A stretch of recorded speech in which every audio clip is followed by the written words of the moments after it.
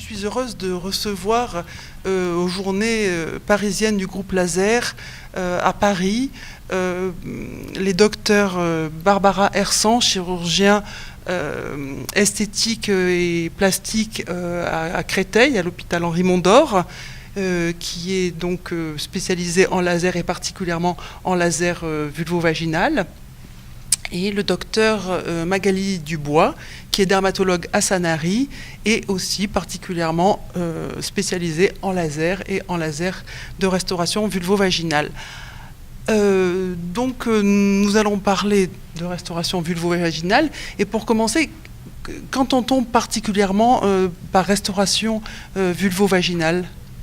Alors déjà, j'apprécie que tu parles de restauration vaginale et pas de réjuvénation, parce que c'est vrai que le terme est plus adapté à une pratique qui est tout aussi en tout cas médicale qu'esthétique. C'est vrai que c'est l'adaptation d'un certain nombre de techniques qu'on connaît bien au niveau dermatologique ou en chirurgie plastique et en médecine esthétique en général à la sphère génitale.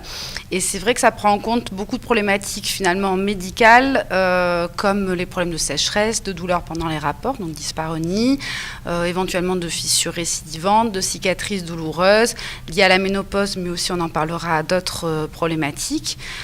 C'est aussi des problématiques sexologiques de type diminution des sensations, béance, des problématiques urinaires.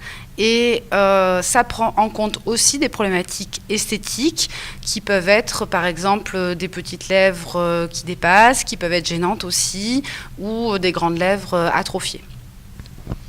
Et quels sont en fait les traitements, et essentiellement les traitements médicaux pour remédier à ces différents problèmes en dehors du laser ?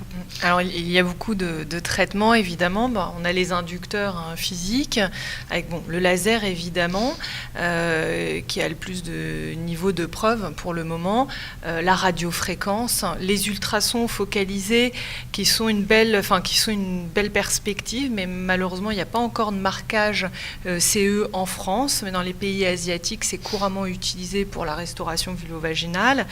On a également les traitements biologiques, autologues, comme le plasmarèche en plaquettes, comme les nanophates, les greffes adipocytaires. Le nanophat, c'est plus les cellules souches adipocytaires qu'on va injecter. Attention, c'est de la chirurgie, c'est pas de la médecine.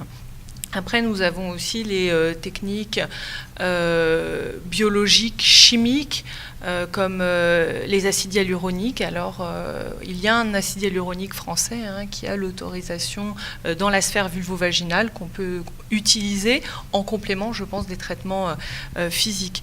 Donc, on voit qu'on a énormément de traitements. Pour le moment, c'est pas totalement codifié. C'est vrai qu'on se demande pour quelle indication, quel traitement est le plus efficace, et la réponse est probablement une combinaison de traitements.